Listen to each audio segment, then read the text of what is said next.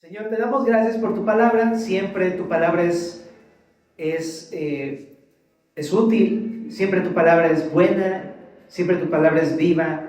Y confiamos en que tú con tu palabra vas a hacer tu obra en nuestros corazones, Señor Jesucristo. Te pedimos eso. Te pedimos que saliendo de aquí no nos vayamos solamente escuchando de ti, sino teniendo comunión contigo y sabiendo que tú nos hablaste al corazón, Señor. En el nombre de Jesús. Amén. Bien, familia, pues Oseas capítulo número 8 está ubicado en la segunda sección del libro de Oseas, que habla acerca de las consecuencias por la desobediencia de Israel. Toda esa sección, por eso habla mucho de juicios y juicios y juicios. Entonces, dice en el verso número 1, continuamos con la misma idea, dice así: pon a tu boca trompeta, como águila viene contra la casa de Jehová, porque traspasaron mi pacto y se rebelaron contra mi ley. A mí clamará Israel: Dios mío, te hemos conocido. Israel desechó el bien, enemigo lo perseguirá. Ellos establecieron reyes, pero no escogidos por mí, constituyeron príncipes, mas yo no lo supe. De su plata y de su oro hicieron ídolos, para ser ellos mismos destruidos. Ok, vamos a comenzar con esa sección. Primeramente, lo que hace el profeta aquí es Dios dándole una instrucción. Dice aquí, pon a tu boca trompeta. ¿Qué significa esto? En la antigüedad, para poder dar un aviso, una advertencia, una alerta, se usaba el shofar. No sé si alguna vez lo has escuchado o algo así, pero con el shofar daban alertas de emergencia o de alerta, ¿no? Cuando acercaban un enemigo, lo tocaba así, ¿no? Entonces, en este caso lo mismo, le está diciendo a Israel: pon a tu boca trompeta, o sea, viene un peligro inminente. ¿Y cuál es ese peligro? Dice aquí que como el águila viene contra la casa de Jehová. Bueno, la pregunta es: ¿quién o qué viene? Bueno, pues lo que viene es el juicio, y el juicio no lo va a hacer lo va a hacer un ejército enemigo, Asiria, pero todo es orquestado por Jehová. ¿Okay? Entonces, ese es el contexto de todo el libro de Oseas. Recuerda que está advirtiendo todo el tiempo que va a venir Asiria contra ellos y los va a destruir. Esa es la idea. Entonces, le dice aquí: como el águila viene contra la casa de Jehová. Esto de águila habla de algo que viene rápido, ¿verdad? Que es acechante, y pues que cuando pega su presa la va a atacar, ¿no? El castigo es inminente de parte de Asiria contra el pueblo de Israel. Pero también me llama la atención que dice contra la casa de Jehová, porque este juicio no es contra personas impías que no conozcan a Dios, sino contra su misma casa. Y esto está muy interesante, porque es su casa. Su casa significa su familia, a la luz de la Biblia. No son ajenos, no son nuevos, son personas que ya saben quién es Dios, que ya tienen un conocimiento del Señor, una relación con Dios, pero contra ellos es este juicio. ¡Qué fuerte! Ahora, ¿qué entiendo yo de esto, familia? Por supuesto, el Evangelio nos afirma que si hemos creído en Jesús, somos salvos de la paga del pecado. Eso es un hecho. O sea, si has confiado en Jesús, ya no hay condenación, en el sentido de que pues no nos va a mandar al infierno. No vamos a tener un juicio eterno. Somos salvos por gracia. Sin embargo, si nos mantenemos en una condición de rebelión, podríamos llegar a ser disciplinados. No perdemos la salvación, pero sí tenemos una disciplina. Y por eso esta advertencia es para la iglesia, es para la casa de Dios. En el Nuevo Testamento, Pablo le llama así a la iglesia: la casa del Dios viviente, en Timoteo, capítulo número 3, verso número 15. Y es exactamente lo mismo. Aunque no somos Israel, sí somos de la familia de Dios al creer en Jesús. Juan 1:12 dice que a todos los que le recibieron, o sea, Jesús, a los que creen en su nombre les ha dado potestad de ser hechos hijos de Dios. Si has creído en Jesús, somos familia de Dios. Y esta advertencia también podemos apropiárnosla a nosotros, que somos casa de Dios. ¿Okay? Ahora, dice así, ¿por qué va a emitir esta serie de advertencias? Bueno, en todo el capítulo hay por qué razones. En el verso número 1, en el verso número 6, 7, 9 y 11. Puras razones, ¿ok? Y dice aquí la primera de ellas, porque traspasaron mi pacto y se rebelaron contra mi ley. ¿Qué significa esto? Dios les había dado un pacto a los israelitas, ¿te acuerdas? Se lo dio a Abraham y Abraham a sus descendientes, Isaac, Jacob y demás, ¿no? Y este pacto consistía en que ellos debían ser obedientes, ¿no? Pero el pacto está en que Dios iba a ser su Dios, ellos su pueblo, y Dios les iba a dar la tierra prometida para Israel y toda su descendencia, para siempre. Pero ellos en cambio tenían que obedecer a Dios. Ese era el pacto del Antiguo Testamento. Pero los israelitas no obedecieron por completo, incumplieron el pacto de Dios. Ahora, por la fidelidad de Dios, Dios no los va a abandonar porque Dios es fiel y Dios iba a cumplir su pacto con ellos. Pero los israelitas quebrantaron el pacto. Gracias a Dios que el día de hoy, ¿verdad? Tenemos un pacto que está basado no en nuestras obras, no en la ley, sino en la gracia a través de Jesús, ¿verdad? Pero no perdemos la salvación. Dios no nos va a dejar si la regamos, si fallamos, pero esto no significa que pues esté bien nuestro pecado.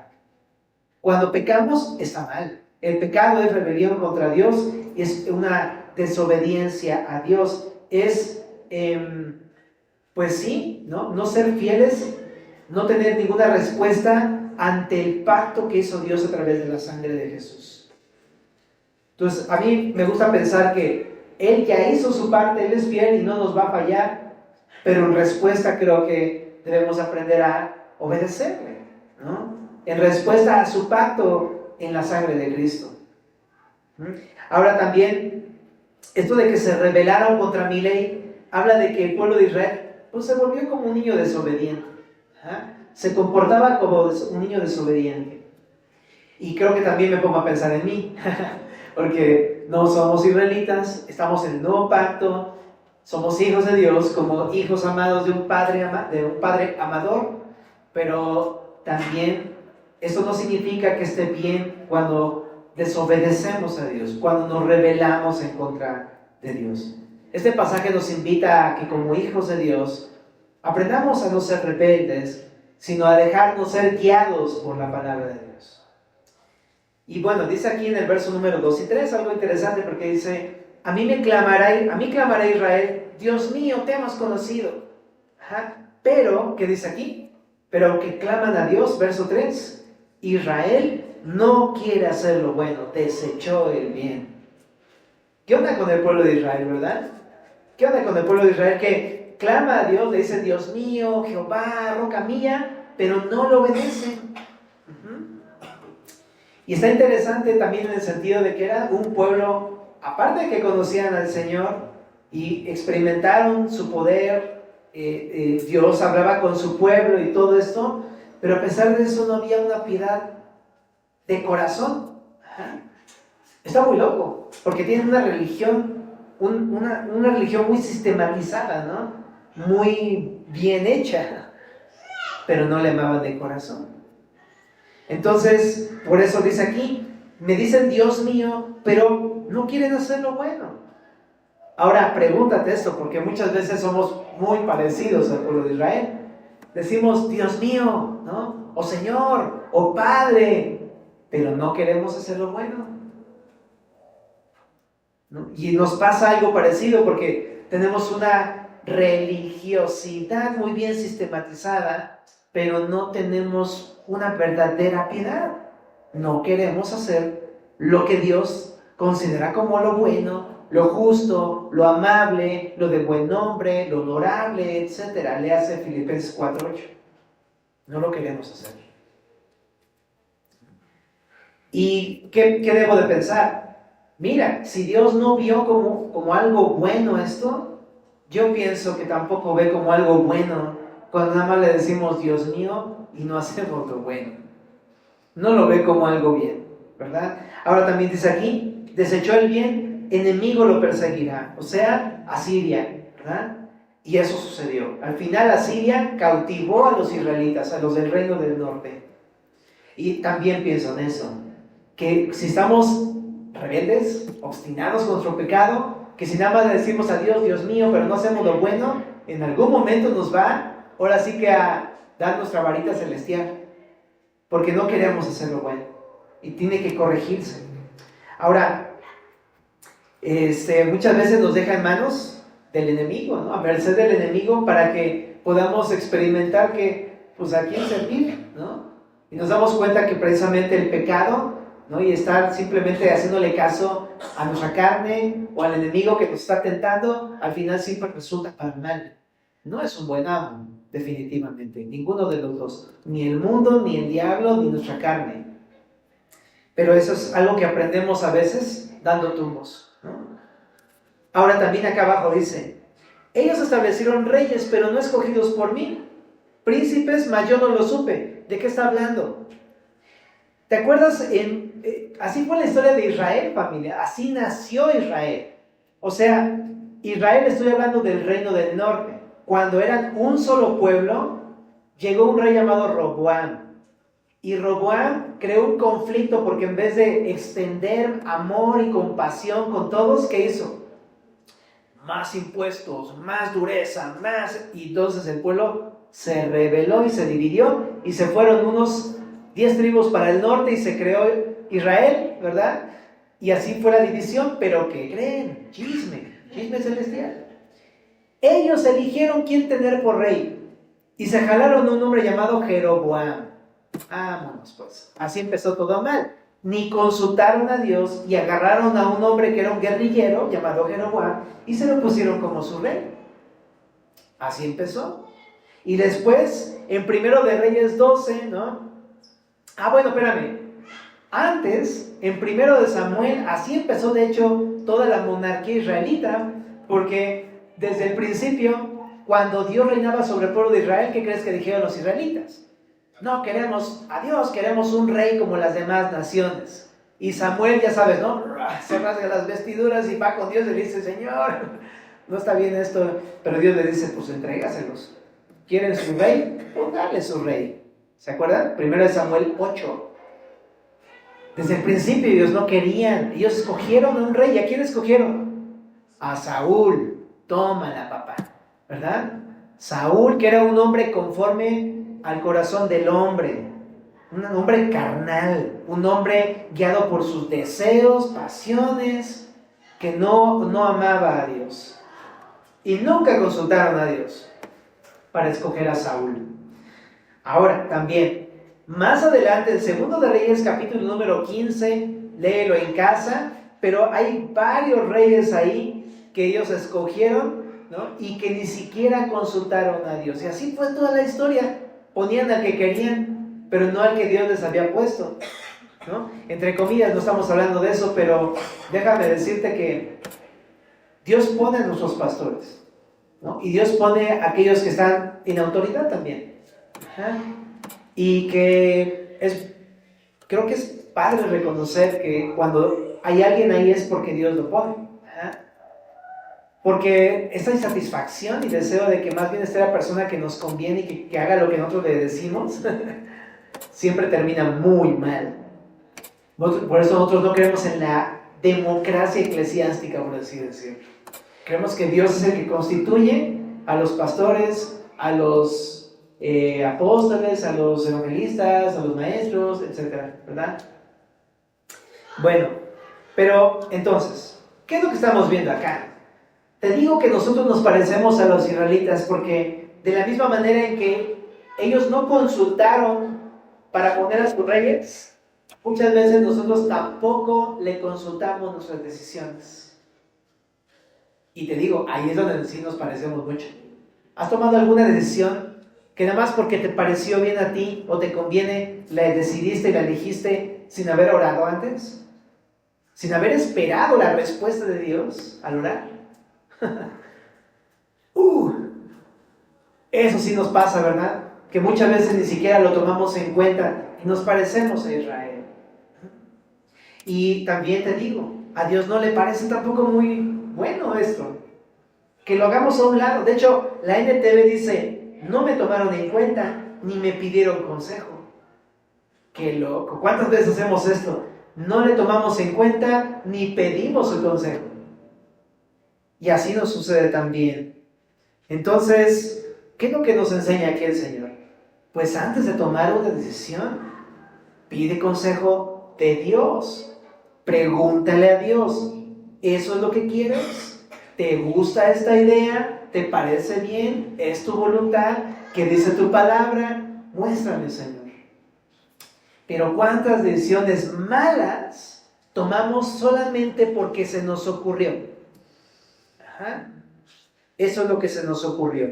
Y ahorita vamos a hablar de este mismo punto un poquito más a fondo. Vamos a hacer un corte, vamos a hacer una disección y vamos a entrar al corazón de por qué estaba pasando todo esto en los israelitas. Pero todo se ve reflejado en nuestras decisiones. Ay, papá. Oremos antes de decidir cosas, ¿va?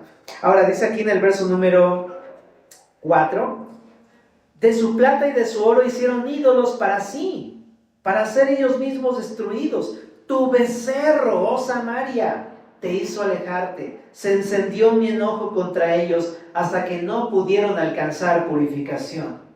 ¡Oh! ¡Qué golpe tan bajo! Te lo voy a explicar por qué. ¿Qué onda con esto del becerro? ¿Te acuerdas del becerro? ¿Te suena algo en la historia de Moisés? ¿Te suena? Dios los acababa de sacar de Egipto, ¿verdad? Y los llevó al Sinaí. En el Sinaí, recién liberados, Moisés se subió al monte con el Señor. Y entonces Aarón dijo, pues pásenme todas sus joyas y todo. Y hizo un becerro de oro. Y cuando baja Moisés estaba que no se lo calentaba ni el sol por Moisés, ¿verdad? Y entonces lo derritió y que se los da a tomar, ¿se acuerdan? Se enojó bastantito por el Moisés. Y es lo que era el más manso de la tierra, ¿no? Bueno, entonces, pero hicieron un becerro. Y lo que estaban diciendo cuando hicieron el becerro es, esos son tus dioses que te sacaron de Egipto. Le atribuyeron al becerro los méritos de haber sido el salvador del pueblo de Dios, imagínate. Y Moisés con Dios en el monte, ¿no? Pero no solamente pasó esto ahí, sino que se repitió la historia. Qué chistoso, ¿verdad? Que se repite la historia. Y resulta que en la época de Israel, cuando se separa Jeroboam de Roboam, hasta los nombres dicen cosas muy interesantes, pero Jeroboam tenía algo en su corazón y por eso él también hizo 2 becerros. Vamos a la historia en Primero de Reyes, capítulo número 12, por favor.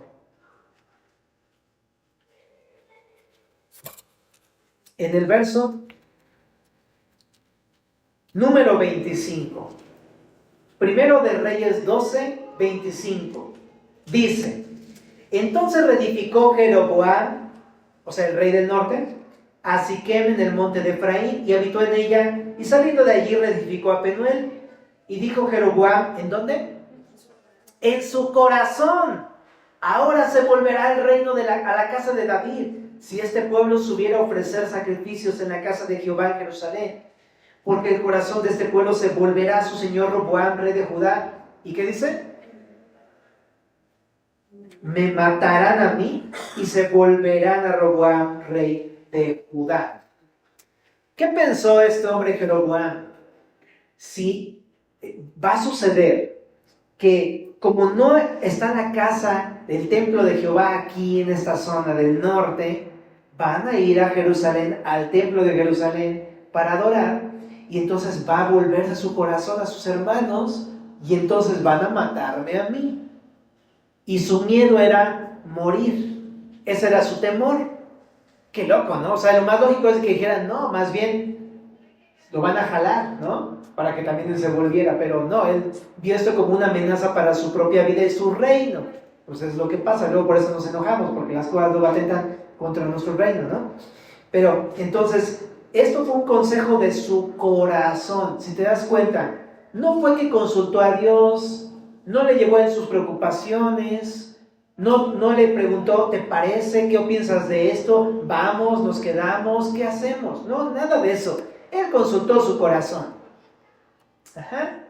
Y esto me lleva a una cosa que es bien importante en la vida cristiana. Bien importante.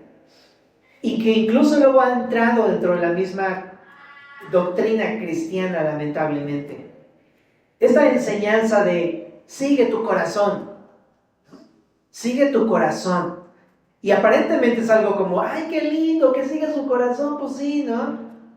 Pero porque uno piensa como persona que el corazón es lo mejor que puede existir, ¿no? De ahí surgen los mejores sentimientos y todo lo bonito y lo dulce sale del corazón. Pero, oh, qué contraste con lo que dice Jesús.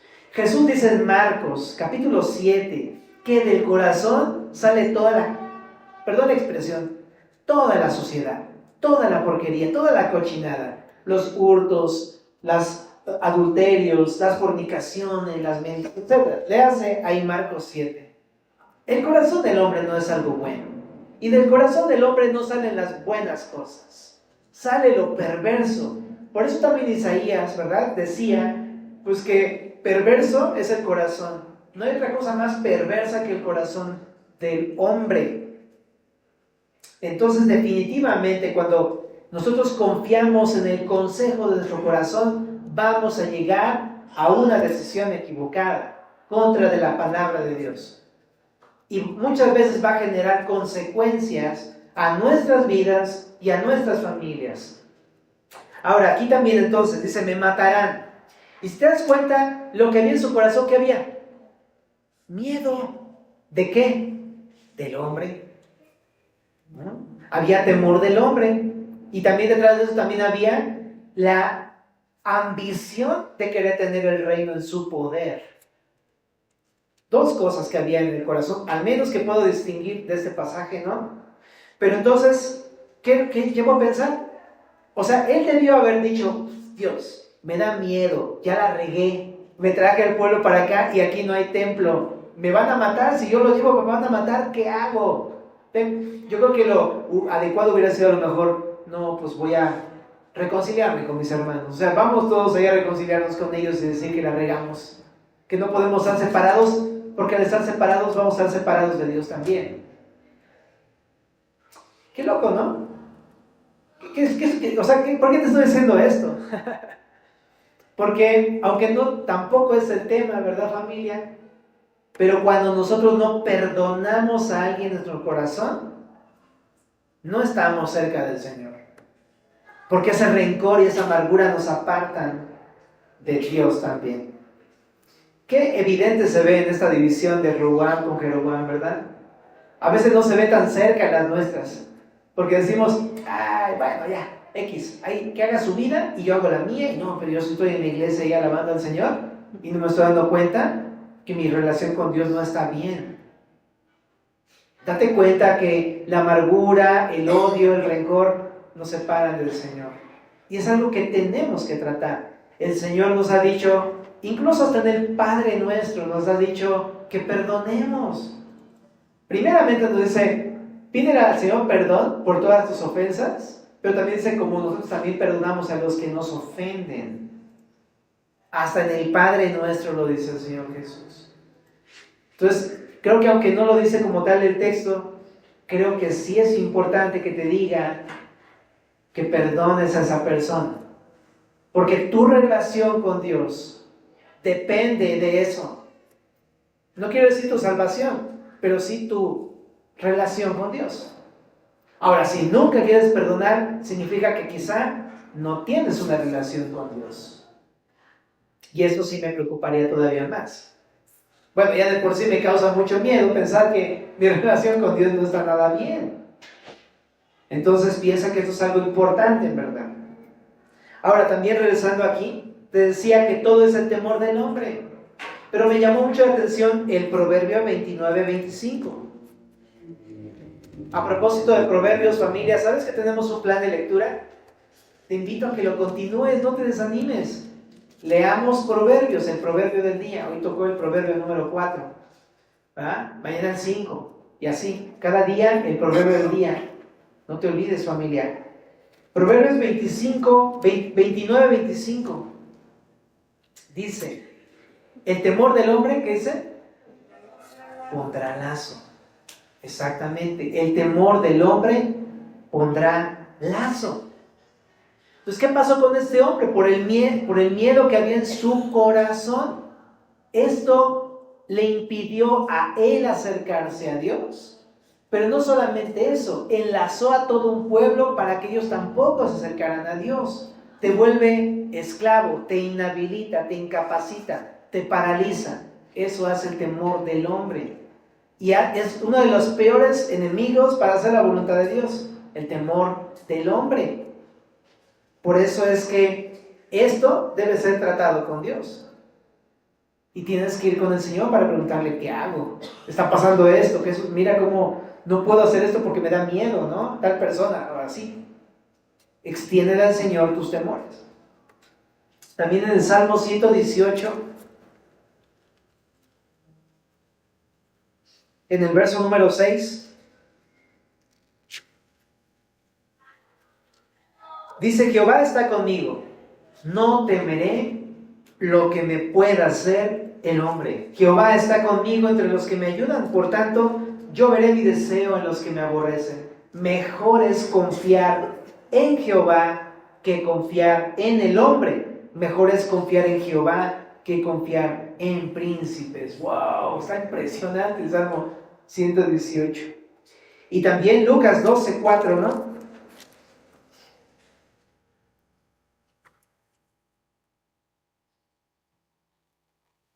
Dice, mas os digo, amigos míos, no temáis a los que matan el cuerpo y después nada más pueden hacer, pero os enseñaré a quién debéis temer. Temed a aquel que después de haber quitado la vida tiene poder de echar en el infierno. Sí, os digo a este temer. Ahora, chécate en qué contexto lo dice. Dice, ¿no se venden 5 pajarillos por 2 cuartos? Con todo, ni uno de ellos está olvidado delante de Dios, pues aún los cabellos de vuestra cabeza están todos contados. No temáis, pues, más valéis vosotros que muchos pajarillos.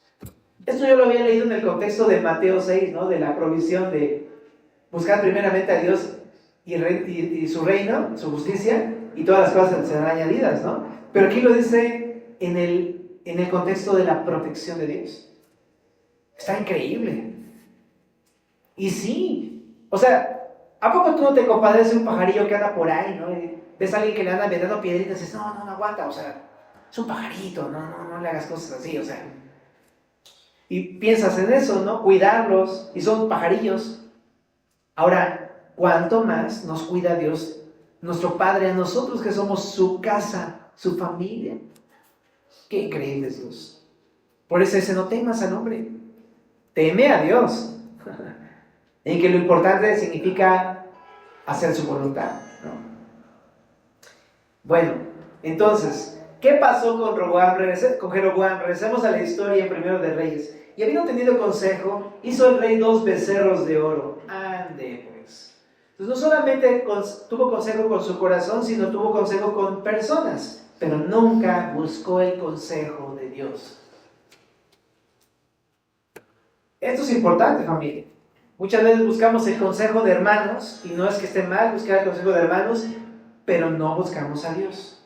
Y ahí es donde nos podemos equivocar, precisamente. Porque antes del consejo de una persona, yo tengo que buscar a Dios para ver qué es lo que Dios me está mostrando. Eventualmente lo va a confirmar con hermanos, pero a quien tengo que buscar es a Dios. Por eso muchos decimos aquí en Semilla, tenemos pastores y puedes acercarte con los pastores a pedirles consejo, pero los pastores no son Dios. O sea, no vengas a ellos primeramente, primero acude a Dios. Quizá a lo mejor un pastor te va a confirmar lo que Dios te guía, pero tienes que buscar a Dios primero. Porque, ¿qué pasa si se equivoca el pastor?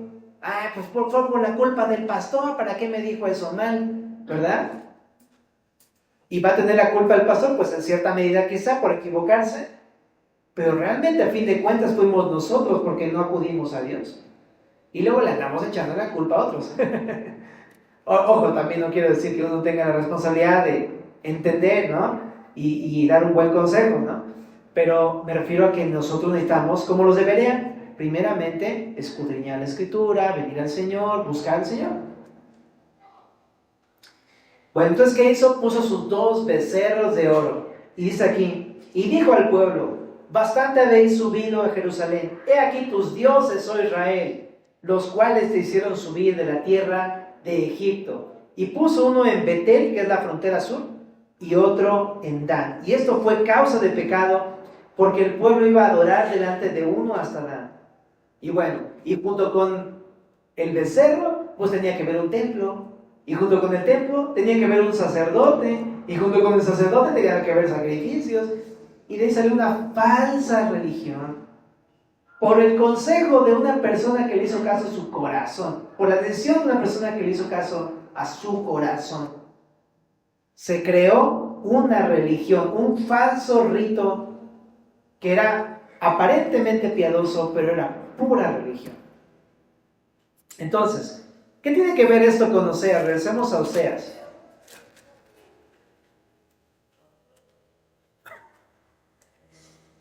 En Oseas, Dios reprende al pueblo por este pecado. Le dice: tu becerro, oh Samaria. ¿Ah? Y esto está muy fuerte, porque precisamente el profeta Oseas está predicando en el tiempo de Jeroboam II. Y ahí está predicando este profeta Oseas y tiene presente esto que sucedió. Ellos hicieron becerros y dice Dios: yo no estoy nada de acuerdo con los becerros. Porque este becerro se convirtió en el ídolo del pueblo. En aquello a lo que acudía el pueblo que no era Dios. Que desviaba a las personas de Dios, del Dios verdadero. Y las personas empezaban a poner su confianza en ese becerro. Y a Dios le desagradó demasiado. Por eso dice, se encendió.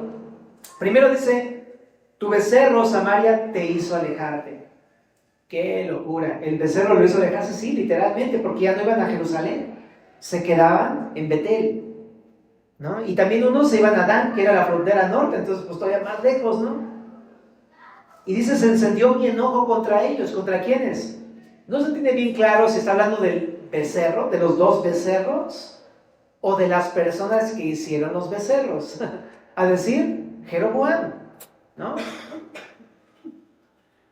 Pero dice, mi enojo contra ellos, se encendió mi enojo contra ellos. Y dice hasta que no pudieron alcanzar purificación. Pero ¿qué entiendo, familia, de esto también? ¿Cuál es tu becerro? O sea, esa es la pregunta. ¿Cuál es tu becerro? ¿Qué es aquello que a lo que tú le has adjudicado tu bienestar, tu salvación, tu solución de conflictos, tu solución de problemas en el día a día, que no es Dios? Esto lo hacemos comúnmente, ¿no? Nos sale bien algo, ¿no? Y decimos, pútate, mira, cuando quieras yo te resuelvo tu problema, ¿no? ¿Y cuál es tu becerro? Pues tú mismo, ¿verdad? Tu prudencia, tu sabiduría terrenal, ¿verdad? Tu conocimiento intelectual, tu fuerza física, ¿no? Eso es tu becerro, ¿no? O por ejemplo la tarjeta de crédito, ¿no? Porque es como, ¿quién me resolvió el problema? Mastercard, ¿no? Mira, sácate una tarjeta, brother, te quitas de broncas. Ahí está el becerro, ¿no? Y así, o sea, aquello que te solucione tu problema y que tú le estés dando, así que exaltando, y que no es Dios, ese es tu becerro. Y ¿sabes qué hacen los becerros, no? Estos ídolos que nosotros mismos creamos y levantamos, nos alejan de Dios. Por eso Dios aborrece los ídolos, porque rompen nuestra relación con Dios. En vez de que estemos confiando en Dios, que digamos, fue Dios el que me sacó del problema, fue Dios el que restauró mi matrimonio, fue Dios el que me ayudó a pasar mi examen. Ah, no. Fue mi cuate, fue el curso, fue mi palanca, fue Mastercard, ya sabes. Es eso, ¿verdad? Fue mi prudencia, ¿no? Es que yo sí me aprendí lo que tenía que aprenderme, ¿no? Eso fue lo que me salvó realmente. Mi becerro, ¿no? Mi becerro de oro. Me aleja de Dios porque ya no confío en Dios. Ya no dependo de Dios. Ya no me acerco a Dios. ¿Para qué? Aquí tengo mi becerro. ¿Te das cuenta qué trágico es eso? Ahora, para que se entienda mejor, ponte en las chanclas de Oseas, porque no tenía Nike, ¿no? Ponte en las chanclas de Oseas. ¿Qué pensarías del fulano de tal con el que se fue Gomer, su esposa? Tú dices, lo quiero un buen, qué cuate, ¿no? Qué buena onda. No, ¿cuál? Aborrezco al tipo. ¿Estás de acuerdo? Lo aborrezco, se llevó a mi mujer. Porque él es una piedra de tropiezo en mi familia. Está deshaciendo esto. ¿Entiendes eso? Por eso es que cuando Dios dice que aborrece los ídolos es porque eso nos aparta de Dios.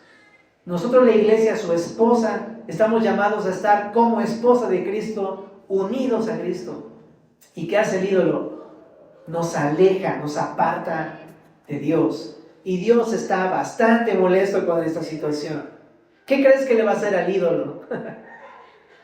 Lo va a hacer polvo, como Moisés, y lo va a destruir. ¿Para qué? Para que te acerques otra vez a Dios. Y eso es lo que hace, familia. No te extrañes que de repente aquello en lo que confiamos, todo termine destruyéndose. Y es necesario que sea destruido para que nuestra confianza esté puesta en Dios. Si nuestra fuerza es el becerro, ¿qué crees que nos va a quitar el Señor? Nuestra fuerza. Para aquellos que hemos confiado en nuestra memoria, ¿qué crees que nos quita el Señor? Para aquellos que confiamos en que nosotros somos los que van, y ahí nos quita el Señor. Y así, ¿sabes? ¿Pero por qué? ¿Porque Dios es malo? No, porque nos quiere cerca. Nos quiere cerca. Deja que el Señor destruya los ídolos. Deja que quite esos ídolos entre nosotros para que podamos estar juntos con el Señor otra vez. Que tu confianza, mi confianza, estén puestas solamente en nuestro Dios. Ahora también acá adelante también dice: se encendió mi enojo contra ellos hasta que no pudieron alcanzar purificación. Aquí tengo que decir otra cosa. Si tú eres quien está poniendo un ídolo para que otra persona se aleje, Dios está bastante molesto con esa situación. Es decir, Jesús dijo que aquellos que hacen tropezar a los más pequeñines, les sería mejor ponerse una rueda de molino amarrada en el cuello y aventarse. Porque es hacer desviar a una persona de la genuina fe en Cristo. Eso es algo que Dios aborrece. Si tú has hecho algo así, quitando la fe de una persona y poniéndole otra cosa, arrepiéntete, pídele perdón al Señor. A veces hacemos algo así cuando, en vez de llevar a la gente en oración, en vez de llevar a la gente a depender del Señor, le llevamos a depender de cualquier otra cosa. Y ni nos damos cuenta, nada más le decimos, pues mire, pues aquí está ¿no? Tú sabes. Les damos nuestra solución humana, terrenal, pero no nos llevamos a Cristo. Y sin darnos cuenta, muchas veces lo que le estamos poniendo es un ídolo, para que dependan de él. Bueno, seguimos en el verso número 6. Porque de Israel es también y artífice lo hizo. No es Dios. Así de simple. O sea, eso es lo que depositamos nuestra fe, no es Dios. Es más, cuando tú y yo tenemos broncas, no nos va a salvar, no nos va a quedar bien, nos va a dejar mal. En el Salmo 115,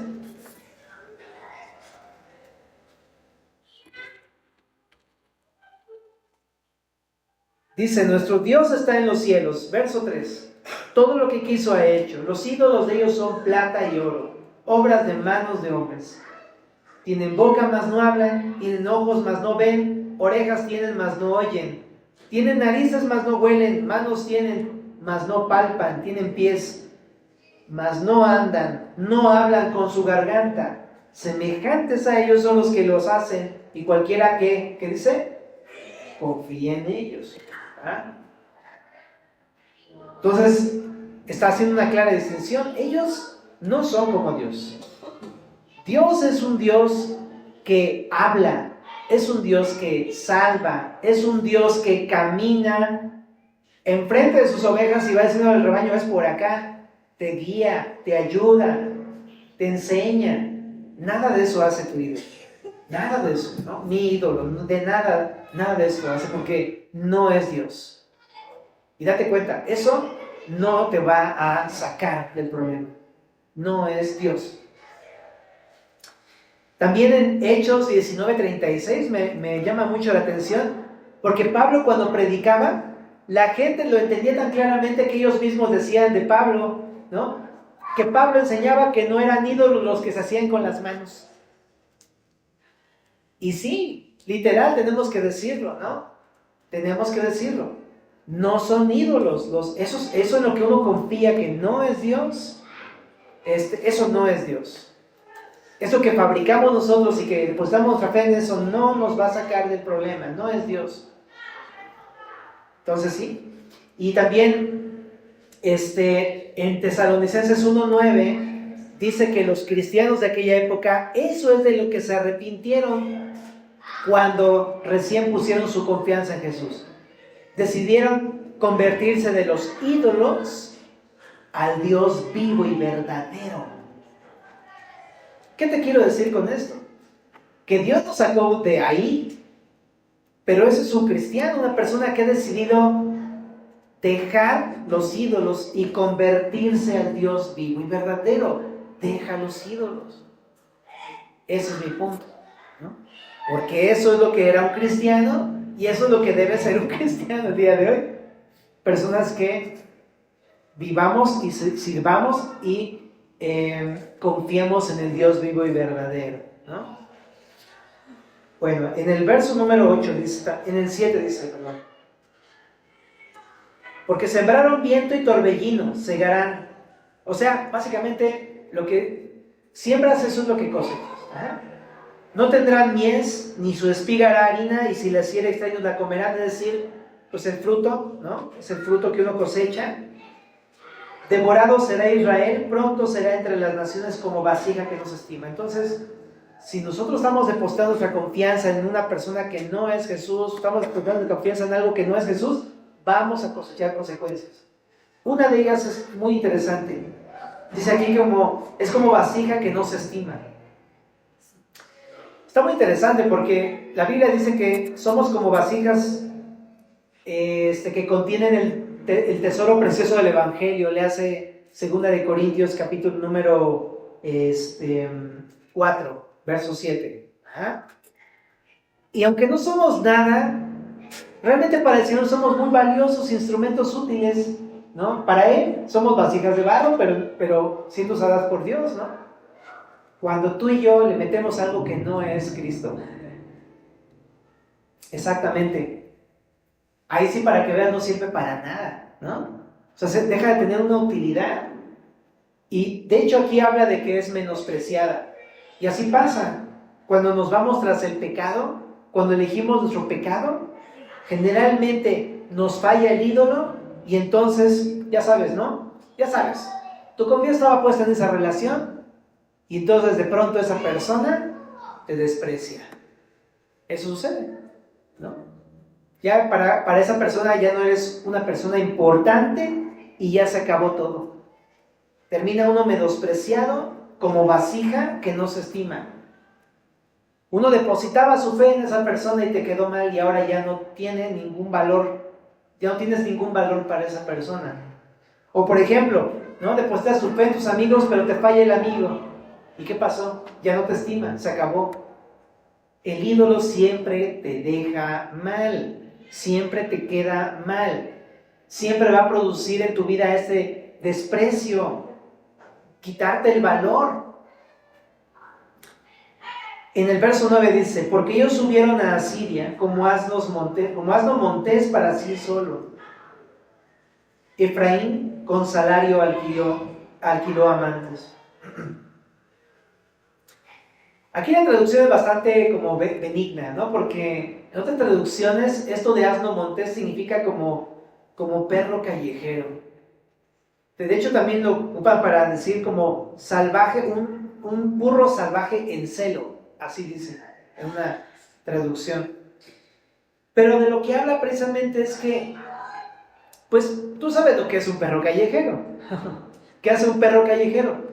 Pues nada más anda ahí mendigando qué comer, ¿no? Las migajas que caen de las mesas de las personas. Eso es lo que hace un perro callejero. Y la imagen es un poco más intensa cuando habla de las no montes, pero lo que significa es que anda uno tratando de llenar su vacío, su necesidad, mendigando en lo que cae de donde puedes, ¿sabes? Y es así como terminamos cuando confiamos en los ídolos. Me recuerda mucho al hijo pródigo. ¿Qué pasó cuando malgastó todo lo que su padre le dio? Decía, veía los cerdos y decía, yo me quiero echar un taquito de eso, ¿no? Estaría bueno agarrar un taquito de las algarrobas de los cerdos. Termina uno en la peor condición y no te llena, no te sacia. El ídolo nunca, promete siempre, pero nunca sacia el ídolo. Y por eso dice ahí, Efraín con salario alquiló amantes. Esto de amantes habla de dónde tiene puesto su corazón Efraín, o sea, Israel. No lo tenía puesto en sus ídolos, ¿no? Pero es eso, tú pones tu corazón en algo que no es Cristo y te va a quedar mal, ¿eh? Una vez, sobre advertencia, no hay engaño. Bueno, ya se te dijo. Dice, aunque alquilen entre las naciones, ahora las juntaré y serán afligidos un poco de tiempo por la carga del rey y de los príncipes. Porque multiplicó Efraín altares para pecar, tuvo altares para pecar. ¿Qué está diciendo acá? Está bien fuerte porque de lo que habla es que Israel puso su confianza en algo, en sus alianzas. Es como cuando tú y yo depositamos nuestra fe en que, pues como estoy en el gremio, brother, tranquilo, o sea, estoy en el gremio, aquí me echan el paro, todo va a estar muy bien, ¿no? En el sindicato, yo estoy en el sindicato, estoy afiliado, ¿no? Tranqui. Pero ahí está el problema, ¿no? No es que esté mal de repente tener amigos o cosas así, pero nuestra confianza no debe estar puesta en las personas, ¿no? Sino en Dios, ¿no? Pero Efraín tuvo la desdicha de confiar en sus naciones, en sus amantes. Y estos fueron a Siria, y al final Asiria pues terminó por destruir a Israel. Entonces sí pasa eso, ¿no? Uno confía en el ídolo y el ídolo termina destruyéndolo a uno. Eso sucede. Y en el verso 11 también dice, multiplicó Efraín altares para pecar. Esta imagen también es fuerte, pero rápido le explico.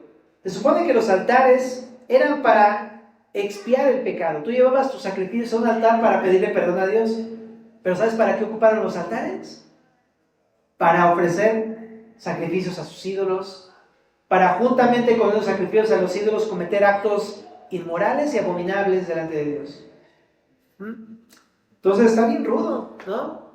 Está bien rudo esto porque pues es como ocupar las cosas santas para cosas que son completamente pecaminosas. Eso es un ídolo. Piensa en tu computadora, piensa en tu carro, piensa en tu ropa, piensa en tus cosas. ¿De qué manera, cómo las usamos, no? Y muchas veces terminan simplemente siendo usadas para pecar. Verso 12. Les escribí las grandezas de mi ley y fueron tenidas por cosa extraña. Qué cosa tan más irónica, ¿verdad? Dios les dio las riquezas de su palabra y las echaron a la basura. Lo que está diciendo es exactamente, las despreciaron. Actuaron como si esas leyes no aplicaran para ellos. Las grandezas de la Biblia. Y eso es lo que hacemos cuando confiamos en algo que no es Dios. Implica despreciar la palabra que se nos ha enseñado. Porque sí, pues para confiar en algo que no es Dios, estás desechando a Dios. Y estás desechando su palabra también. Imagínate, ¿alguna vez le has preparado un regalo muy costoso a alguien? que es muy grande y muy valioso para ti y se lo has preparado y se lo entregas y lo que haces es tirarlo a la basura o despreciarlo? ¿Cómo te sentiste? ¿O cómo te has sentido? No, pues te da ganas de decirle, vas a ver, ¿no? Sí, es una ofensa, ¿no? Imagínate cómo se siente Dios cuando tú y yo no confiamos en Él, sino que confiamos en otra cosa. Y nos dice así como, oye, pero yo te di mi palabra, yo te di algo valioso para que lo guardaras, yo te di algo que es importante y tú lo despreciaste. Es algo que es realmente una ofensa contra Dios, ¿no? Al contrario, familia, Dios nos ha dado las riquezas de su palabra para que podamos recibirlas, ¿no? Y para que podamos más bien apreciarlas, ¿no? Valorarlas. Es gran cosa, ¿no? La palabra de Dios. En el verso 13 dice, en los sacrificios de mis ofrendas sacrificaron carne y comieron. No los quiso Jehová. Ahora se acordará de su iniquidad y castigará su pecado. Y los volverá de Egipto. Está diciendo, me hacen sacrificios, pero yo no voy a aceptar los sacrificios. Si nuestro corazón está confiando en el Señor Jesús, todo lo que le podamos llegar a ofrecer no es de gratitud para Él. En el verso 14. Volverá de Egipto porque también Israel confió en Egipto. O sea, es otro de sus amantes, ¿no? Olvidó pues Israel a su hacedor, y edificó templos, y Judá multiplicó ciudades fortificadas, mas yo meteré fuego en sus ciudades, el cual consumirá sus palacios. Qué fuerte, ¿no? No solamente se apartó de Dios, sino que construyó templos, ¿no? Y hubo un templo en Betel, uno en Dan. De hecho, todavía están las ruinas del templo de Dan, existen esas ruinas de un templo, copia del original. Y también dice ciudades fortificadas, ¿no? Pues es eso, ¿para qué necesitamos a Dios? Ya tenemos murallas. Entonces eso pasa. Pero dice aquí, ¿sabes qué? Yo voy a meter fuego en sus ciudades. O sea, en pocas palabras, nada se puede escapar del juicio de Dios, nada se puede escapar de la disciplina del Señor, por mucho que tengamos murallas y todo eso, ¿no? Pues al final seremos disciplinados si es que seguimos en una condición así. Pues terminamos, familia. Vamos a hacer una oración juntos. Si me acompañas poniéndote de pie, por favor. Señor Jesús, gracias por tu palabra en esta noche, Señor, y gracias porque sabemos que lo que hemos leído es porque tú nos lo has querido decir. Te pedimos para que podamos recibir aquello que nos has dicho con un corazón humilde, Señor. Ayúdanos a identificar si hay algo en lo que estamos poniendo nuestra fe, nuestra confianza, que no eres tú. Y perdónanos si hay algo de eso, porque queremos entender esto, Señor, que es algo grave que no te agrada, Señor, que lo detestas, que lo aborreces, porque nos aparta de ti, Señor. Ayúdanos a verlo tan claramente que podamos aborrecerlo como tú lo aborreces, para que podamos dejar eso y podamos volver a ti, Señor. Y te pedimos que renueves nuestra confianza en ti, Señor, solamente en ti, porque tú eres nuestro Dios y Salvador. En el nombre de Jesús.